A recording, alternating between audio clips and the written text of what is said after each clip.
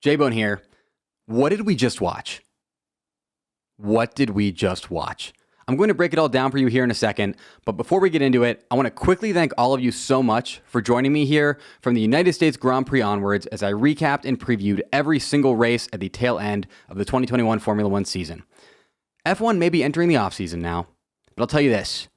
The Formula BONE F1 show has no off-season, okay? I will still be doing a new episode of this podcast every single week of the Formula One off-season with no F1 races to watch. Somebody has to step up and be the Formula One off-season world champion, and that person is J-Bone. Stay tuned to the end of this episode for a sneak peek at the super exciting F1 content that I will have coming at you guys starting next week. But for now, let's get into this, because there is a lot to unpack. This is the Formula BONE F1 show. J-Bone!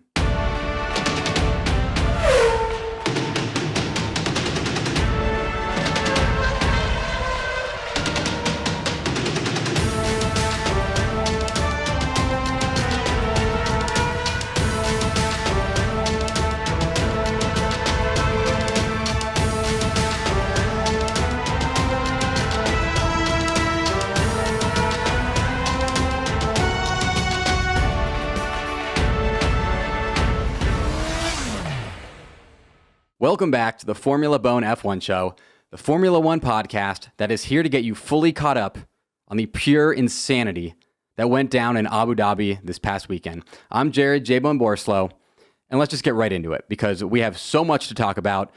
Today's first topic is recapping the 2021 Abu Dhabi Grand Prix.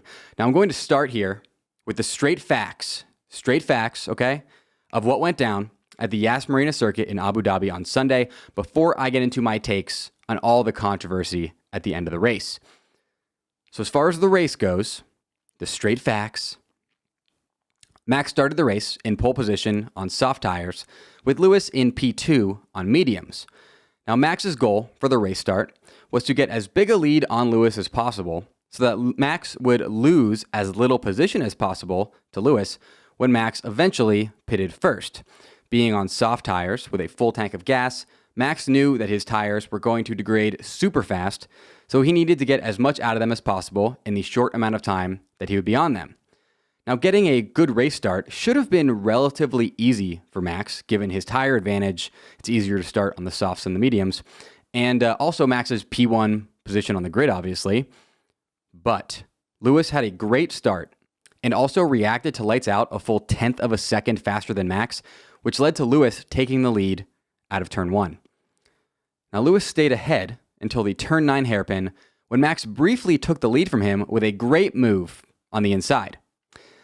However, Lewis claimed that Max left him no room, and so he just ended up cutting out the entire turn 10 corner by way of the runoff area and just zooming way ahead of Max. Now, this was the first controversy of the race. It was pretty crazy because pretty much everybody, including me, J-Bone, thought Lewis would have to give that position back. Mostly, well, a couple reasons why. Because of the advantage he gained, and also the fact that Lewis and Max were actually side by side going into turn 9 before Lewis left the track, and Max never ended up leaving the track. So, in my opinion, it's a pretty clear-cut case of give the position back because Lewis got a very large advantage, and the stewards decided no investigation was necessary because apparently they were satisfied with how Lewis gave the ground that they say he earned back, except he didn't because they were side to side and Lewis didn't end up back side to side with Max. He stayed ahead of Max. So that was pretty controversial start of the race and really set the pace for a lot of what happened in this race. With Lewis in the lead, after this, Max pits for hard tires on lap 14, with Sergio Perez staying out. Now, Mercedes matched Max's pit stop by pitting Lewis the following lap, lap 15, after seeing what he did. Obviously, Max pitted after Lewis had already passed the pit lane. So after they saw that Max pitted, they just brought him in the next lap, preventing an undercut, but also just they had the advantage at this point. They could just match Max, do what he does, and because they had the lead, they should retain the lead. That's the general strategy. So after matching Max's pit stop, on lap 15. All Lewis has to do now to get a pretty tight grip on this race is pass Checo as fast as possible to not allow Max time to make up the delta, aka the time difference between Max and Lewis. But man, oh man, Checo defended like the lion of Fernando Alonso's dreams and gave Lewis everything he had, ultimately putting extra wear on Lewis's tires, allowing Max time to make up a ton of ground, and giving Max DRS to boot. Checo probably would have been named driver of the day if it weren't Kimi Räikkönen's, final race, and everybody just kind of voted for Kimi. I voted for Kimi. It's like kind of just what you do. Yeah, he might not have finished the race, but still driver of the day. You got to just throw him a bone. He deserves it, especially with the year he's had in that very slow Alfa Romeo. So Lewis is still in front of Max on lap 37. Both of them are on their second tire stints. And this is when something interesting happens. Antonio Giovinazzi's car just crapped out on him. A very unceremonious yet sadly fitting end to Giovinazzi's Formula One career. The only way it would have been more fitting would have been if it was bad team strategy that caused the car to fail. Because Antonio Giovinazzi and his team, not always on the same page in terms of strategy. Now, Antonio Giovinazzi's car crapping out called out the virtual safety car. And again, this is on lap 37. Max used the virtual safety car to get a cheap pit stop and a fresh set of hard tires, which he needed to use to gain 17 seconds in the remaining 21 laps if he wanted to pass Lewis, who did not pit under the virtual safety car. So during this virtual safety car, Toto Wolff practically begged Michael Masi, the race director, aka a total clown, to not turn this virtual safety car into a full safety car, which would have put Max right behind Lewis on his new set of tires. Now, Masi didn't, most likely because it wasn't necessary, because it was just getting the car off the track. It wasn't like a crash with a bunch of debris and a crane needing to come out on the track. But maybe it was because Toto told him to. You never know with Masi, He's just a bad race director. But again, it was probably just because the full safety car didn't need to come out. But again, you never know. Now, the exchange between Toto and Masi was almost certainly cited as one of the many reasons why teams will no longer be allowed to radio the FIA mid-race anymore after this season. It just allows for blatant lobbying and potential influence, despite it being unbelievably entertaining for all of us race fans. I love the FIA team radio. It's always so passive-aggressive, so sarcastic, so angry, so just like, it's like there's always a subtext to all those conversations. And it's like watching somebody argue with a waiter or a cashier at a restaurant. Like, it's kind of cringy, but also you can't look away. So I really will miss the FIA team radio going forward. Rest in peace. So Max eventually is still 12 seconds behind Lewis with 5 laps left, pretty much meaning Lewis has this thing locked up. Christian Horner was actually on the broadcast saying at this point, or around this point, that they needed a miracle if Max was going to win the race and win the World Drivers' Championship. And a miracle they got in the form of a Nicholas Latifi crash on lap 54. Now this crash led to the safety car being called out, the full safety car, which led to Max pitting again, this time for soft tires, while Lewis again stayed out. All signs and FIA race control messages point to this race either ending under safety car or ending with one green lap that Max would have to use to pass 5 cars worth of traffic and then pass Lewis if he was to win the World Drivers' Championship. Under the safety car, Christian Horner radioed the FIA asking for the lapped cars to be allowed to overtake the safety car, which again is another reason why they are banning radio between teams in the FIA mid-race. Hey, can you please do this thing that benefits us? It's just weird that they would even allow the teams to try to influence the race like that, which again makes sense why they're banning it. But maybe Christian did influence Masi's decision. Maybe not. All I know is that at the last second, after at first saying lapped cars wouldn't be allowed to overtake the safety car, the FIA curiously decided that the 5 lapped cars between Lewis and Max, and no other lapped cars, mind you, there were 3 more, would be allowed to overtake the safety car. And that the safety car also will be coming in just before the final lap, meaning that out of absolutely nowhere, we would be ending the 2021 season with a one-lap shootout between Max and Lewis to decide who would be crowned World Drivers' Champion in what can only be described as both the most dramatic and controversial ending to anything ever in the history of time and space forever. Oh my gosh. I remember when this happened, I put my phone down. I live tweet every race. I literally put my phone face down and said, I need to enjoy this. The chaos that this is going to cause is going to be argued about for years. This lap is going to be the most exciting lap I'll probably ever see in my life. Put the phone down that I've been on for the past 3 hours straight and savored it. Just absolutely savored the chaos, the drama, the confusion. It was something that if you watch the race, you also experienced, and it is a F1 moment I will never forget because, man, oh man, that was when they announced, when that FIA race control message showed up and it said lapped cars to be over or to overtake the safety car. I believe it was, let's see if I can remember this. Lando, Alonso, Ocon, Vettel, and oh man, there's one more. Oh, Leclerc, I believe. I think. Well, who knows? Now, when they announced that, I could not believe it. I was like, oh, did I read that right? Did Crofty read that right? Like, they just said that no lapped cars are going to be allowed to pass, and now only the lapped cars between them. It's like, what a weird choice. It should be either all lapped cars or no lapped cars. Why is it just the ones that might influence the end of the race? Truly a bizarre decision that I didn't even have time to process because I was like, wait, okay, so this means we get a one-lap shootout. I totally didn't even care at this point about the implications of how bizarre of a ruling this was, and I only cared about the shootout because, quite frankly, there was nothing else in the world at that moment more important than the shootout. Anyways, enough of my off-script rambling. Max ended up passing Lewis at the first overtaking spot during the one-lap shootout. Before going on to hold Lewis off, cross the line, and be named 2021's World Drivers' Champion.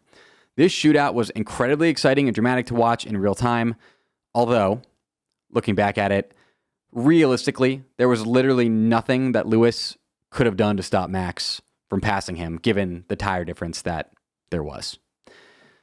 Okay, it's important here that I say this.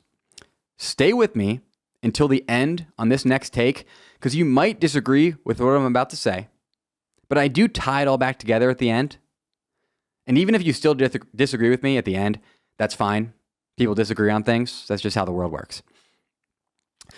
So, as a neutral F1 fan who roots for drama and chaos, because I have no dog in the Lewis versus Max fight, I do prefer the controversial ending that we got to if the race had ended under the safety car. But, huge but here, Kim K status, me preferring the ending we got to a boring safety car ending because of the drama and chaos that it created does not change the fact that I think the FIA very clearly botched the end of this race, screwed Mercedes over, and all but handed the World Drivers' Championship to Max when they made their decision. Max and Lewis were both worthy of the 2021 title, but in the end, the FIA's decisions at the end of this race sadly influenced the end result pretty much entirely by putting Max on fresh soft tires right behind Lewis on old hards. There was pretty much only one way that was going to end. I and many other F1 commentators, such as Karun Chantok, believe there are two ways the 2021 Abu Dhabi Grand Prix could have ended that would have both been better and more fair than the highly controversial ending that we got. The first one would have been just not allowing the lapped cars to overtake at the end of the safety car. This would have made it so Max had a tougher time catching up to Lewis, but still would have left the door open for him to come from behind all by himself with no help from the stewards and have a legendary heroic lap in which he passed Lewis at the end, making him the undeniable winner if he could pull it off. Now, this obviously would have favored Lewis, but Lewis should have been favored because he was ahead. Now, the second one would have been red flagging the race immediately after Latifi's crash and then doing a standing start. This would have accomplished the FIA's very clear goal of finishing the race racing, while also putting Max and Lewis on level pegging, since Lewis would have been able to put on soft tires to match Max. Max and Lewis then would have had a 1 to 4 lap shootout that would have been much more fair to Lewis and even more exciting and dramatic than the ending that we got, and far less controversial. Probably still maybe a little controversy there, but far less controversial. This would have, again, slightly favored Lewis, but not by much. And again, Lewis should have been favored because he was ahead. Lewis passed Max on slow tires at the start of the race, so it's entirely possible that Max would have passed Lewis on equal tires on a restart. So again, the excitement level that the red flag would have brought and the amount of less controversy there would be, that's what I would have preferred. I think that would have been super exciting. Again, that's probably a little less fair to Lewis. And also, generally a red flag is only supposed to come out if the track is not safe for the safety car to navigate, or, the safety car to drive on with all the cars following it. Generally, if there's a lot of debris or, the crash and crane and everything is taking up too much of the road, which wasn't the case here, but they made an exception, a bunch of exceptions to end the race the way they did. So they easily could have made far less exceptions to just red flag it if they really wanted to end the race racing without controversy. Realistically, though, they should have done the first option, which would just be not allowing the lapped cars to overtake at the end of the safety car and force Max to, pass those 5 cars between them under blue flag and then try to catch up to Lewis. He probably wouldn't have, but it would have been exciting and more fair to Lewis. But yeah, if the FIA had their head on straight instead of up their own butthole, they would have picked either of those options instead of the insane one that they chose. Next up, and on a lighter note, here are the top 5 team radio moments from the 2021 Abu Dhabi Grand Prix. Number 5. Oh, Checo is a legend. This was Max to his team after Checo defended like a lion against Lewis, which held Lewis up quite a bit and allowed Max to make up some ground after his pit stop. Number 4. No, Michael. No, Michael. This is so not right.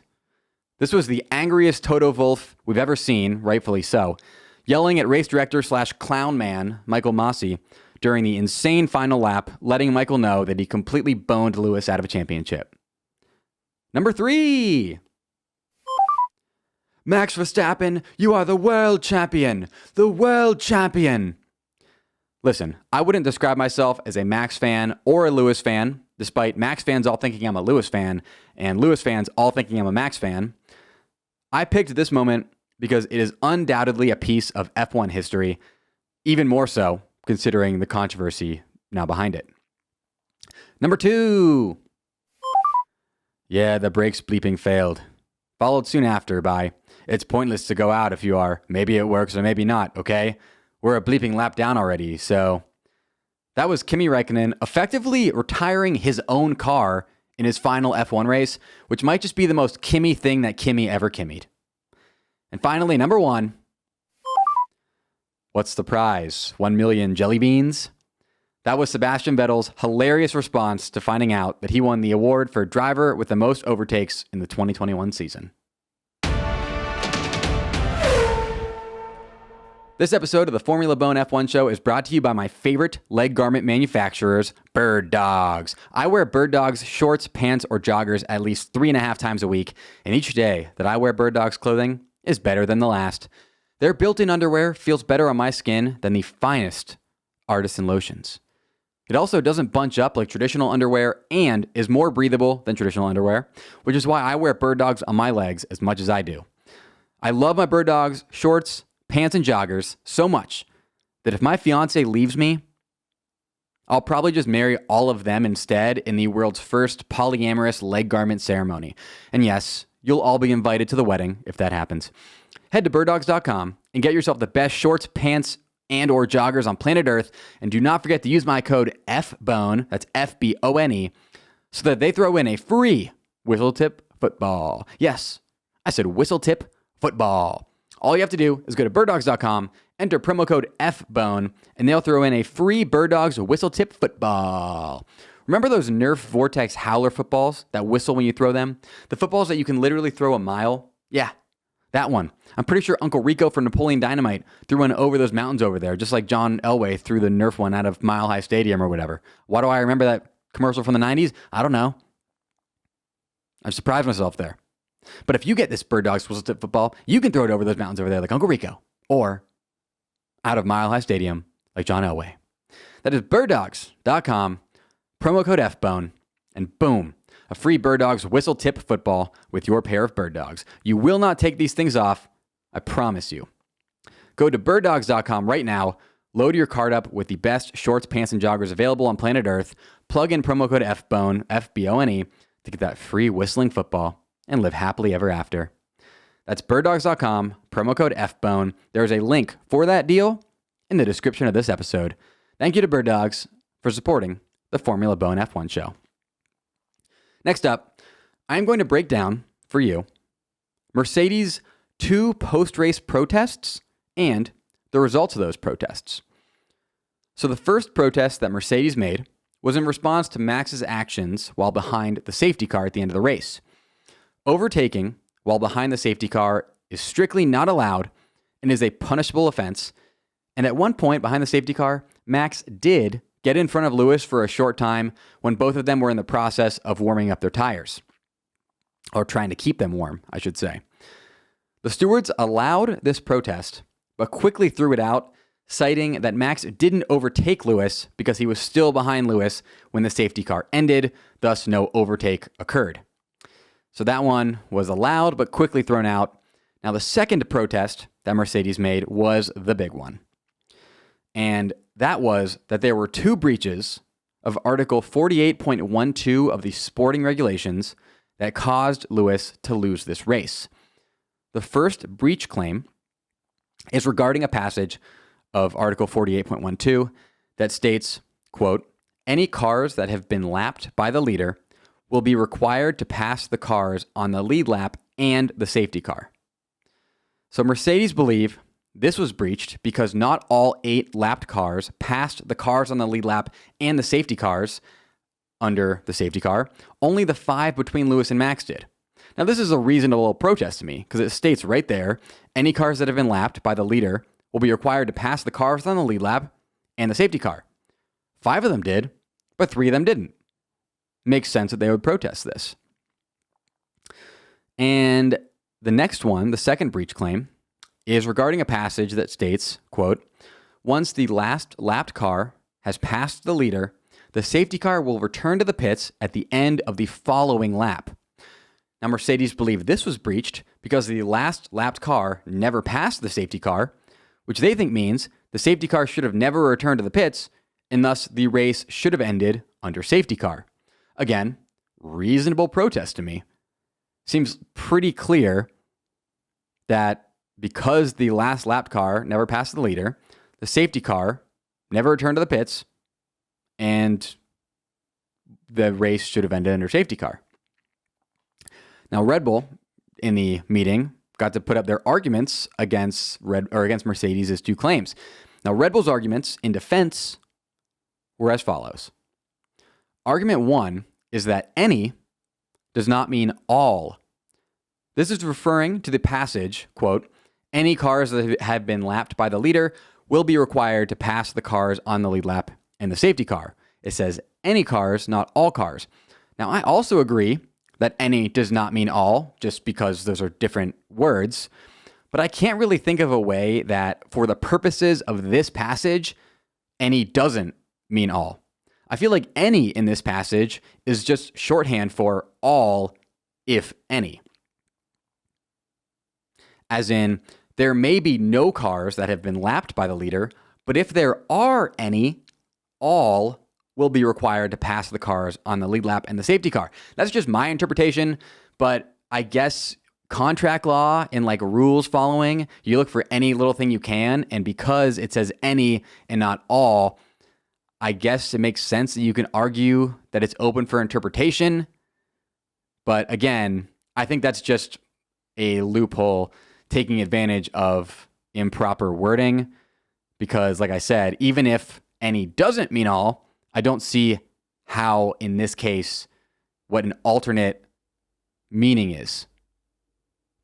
Interesting stuff.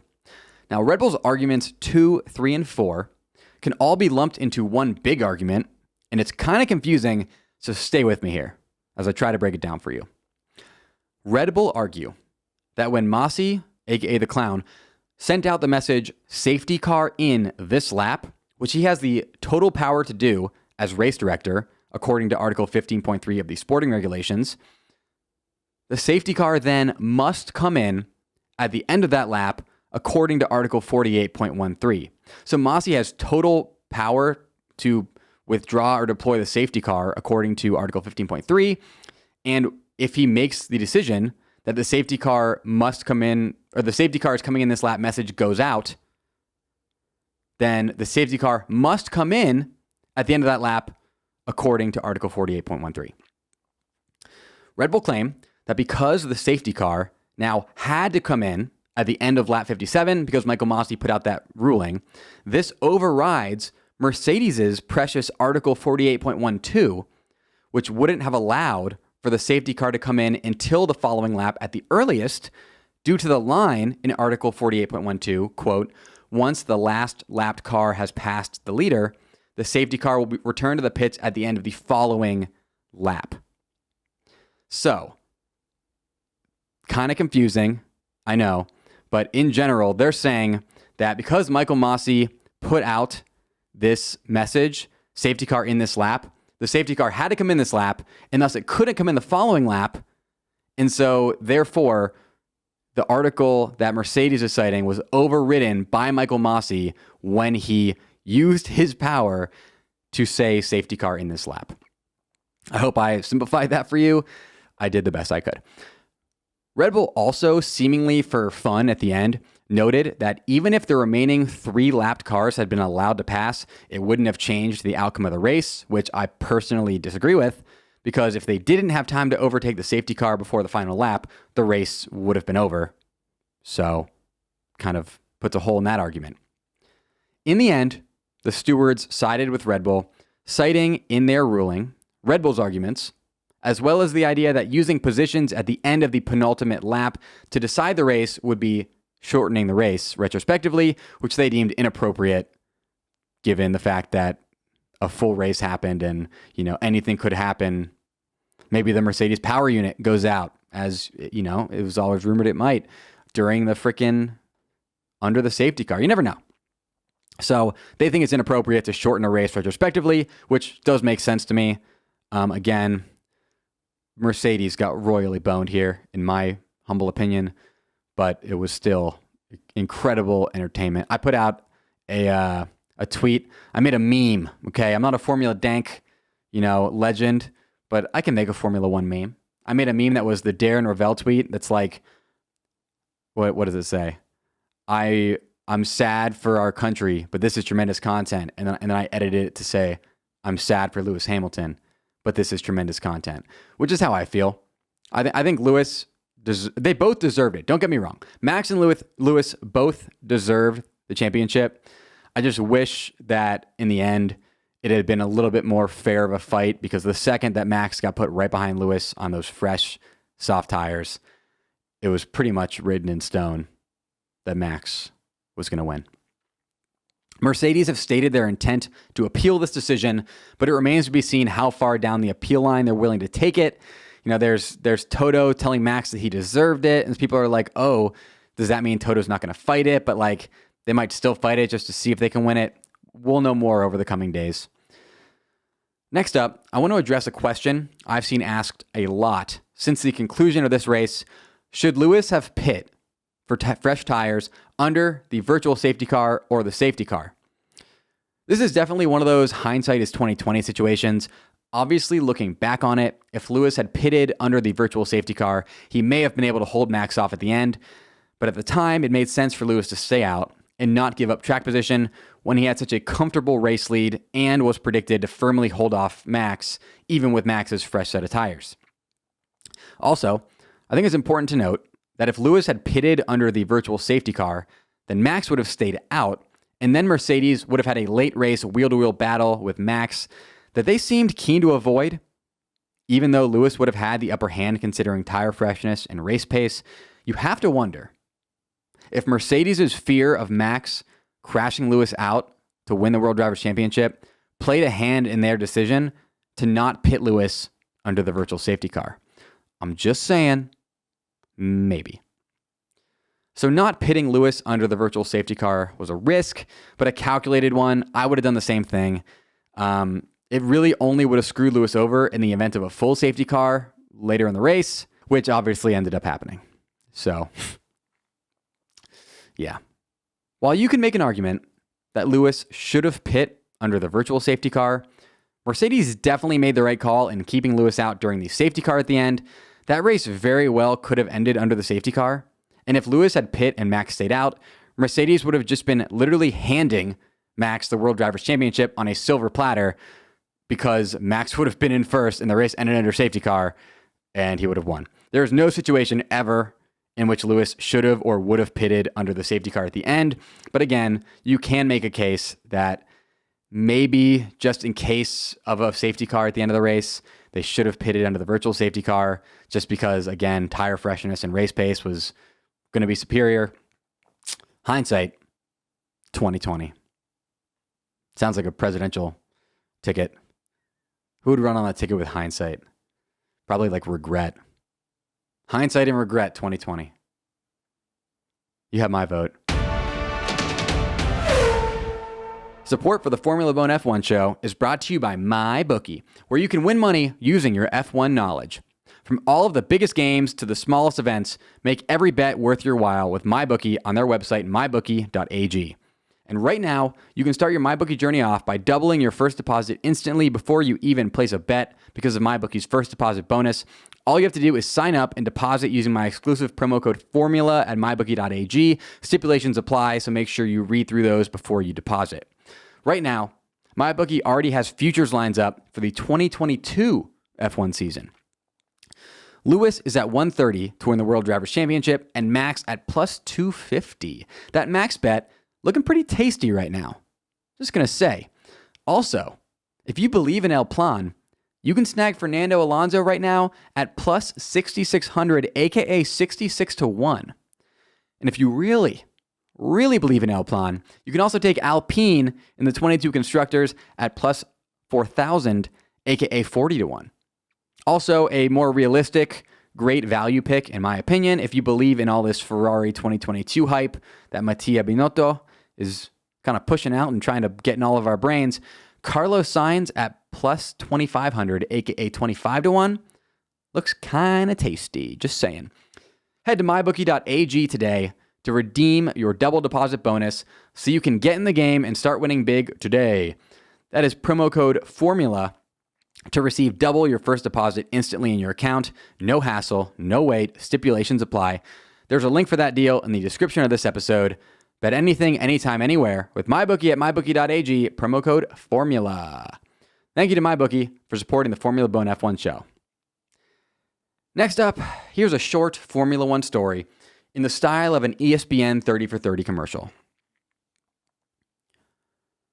What if I told you that in an inferior car, the son of an F1 legend would battle the son of a billionaire so hard that the billionaire's son would crash trying to keep up, and that crash would lead to the F1 legend's son protecting his father's legacy?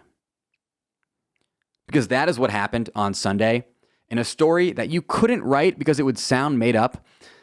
I'm referring to how Mick Schumacher battled Nicholas Latifi so hard that Latifi crashed, with that crash being the one that brought on the safety car that ended up preventing Lewis from breaking Mick Schumacher's father Michael's record of 7 World Drivers' Championships.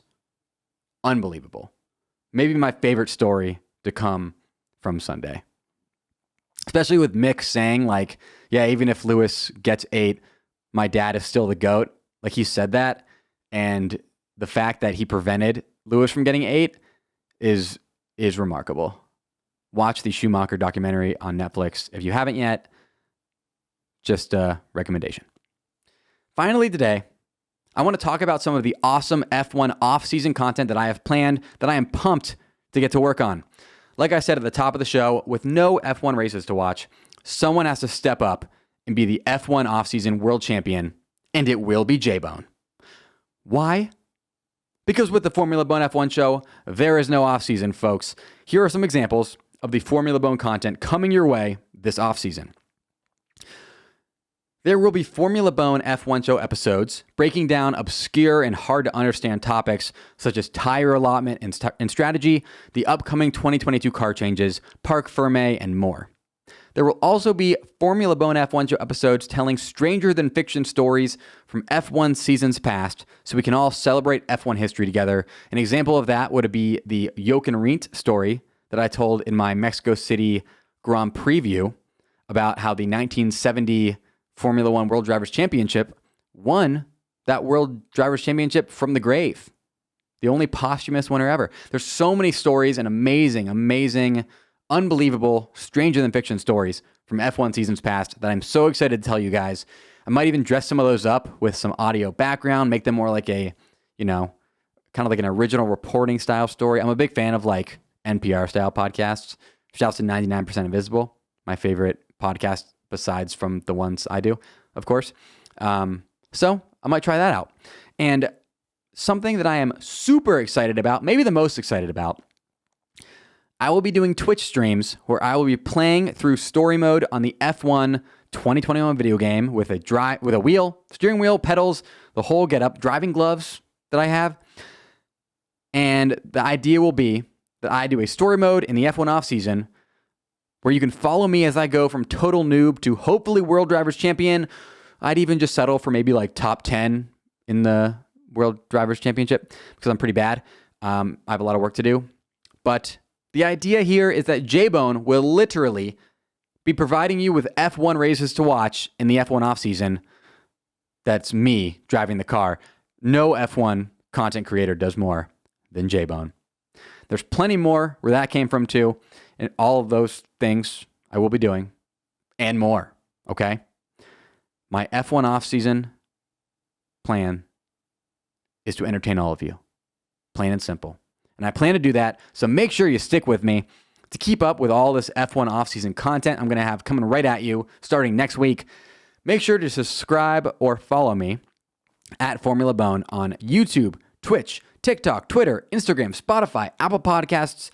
That's pretty much everywhere where you can follow me. For real, guys, I am very pumped about the entertaining and educational F1 content that I'll have time to work on now that the racing is done for 3 months. The recaps and previews, take a lot of work, a lot of research I have to put into them. And, with this kind of change to, not necessarily recap and preview content, have some time to really work on some fun stories for you guys. So pumped. Thank you guys so much, by the way, for joining me for another episode of the Formula Bone F1 show. Before I get going, I'd like to once again cordially invite you to join the Formula Bone Discord server. We're currently at around 180 members who are in there to talk all things Formula One, discuss the Formula Bone F1 show, meet new F1 friends, and more, much more. If you don't join my community of like-minded F1 fans, are you really an F1 fan? Maybe, but I can't be sure, so join so I don't have to make that distinction myself. You can find a link to join the Formula Bone Discord in the description of this episode, wherever you're watching or listening right now. Also, it'd really help the show out if you could support today's sponsors. That is Birddogs, promo code FBONE, F-B-O-N-E, at birddogs.com for a free whistle tip football along with the best leg garments you can ever buy. And also MyBookie, promo code FORMULA at MyBookie.ag for a double deposit bonus. Stipulations apply. You can follow me, J-Bone, everywhere on social media at Jared Borislow. That is JaredBorislow. And if you are all caught up on the Formula Bone F1 show, but want to keep hearing my voice, I co-host a comedy and mental health focused podcast called the Ross Bolen Podcast, where we have a ton of fun covering a wide variety of topics, including current events, non-F1 sports like football, basketball, fast food. We talk a lot about fast food, a concerning amount about fast food. We also cover funny news stories, cool animals, insane history, and also there's a lot of mental health talk kind of lumped in there because mental health is really important. and it's not discussed enough. There's even more content than all the stuff I just said. It's a show about everything. It's like the opposite of Seinfeld, but just as fun. You can check that out. That is the Ross Bolen podcast, ROSSBOLEN. Wherever you're listening or watching this right now, you can check out the Ross Bolen podcast. Folks, it's time for the NPR-style sign-off. The Formula Bone F1 show is recorded in Austin, Texas, and brought to you by me. Brought to you by Bolen Media, which I'm a part of. It's hosted by me, Jared J-Bone Borislow, and I also produce the show because I'm a content machine. Cade Orris makes a bunch of the show clips that you see on social media at Formula Bone. Our iconic theme music is by 7 to Midnight. You can follow him on social media at 7TO Midnight. You can follow the show on social media by following at Formula Bone everywhere. You can watch the show on YouTube by searching Formula Bone. And you can help the show gain new listeners by rating and reviewing the Formula Bone F1 show on Apple Podcasts. Until next week, J-Bone!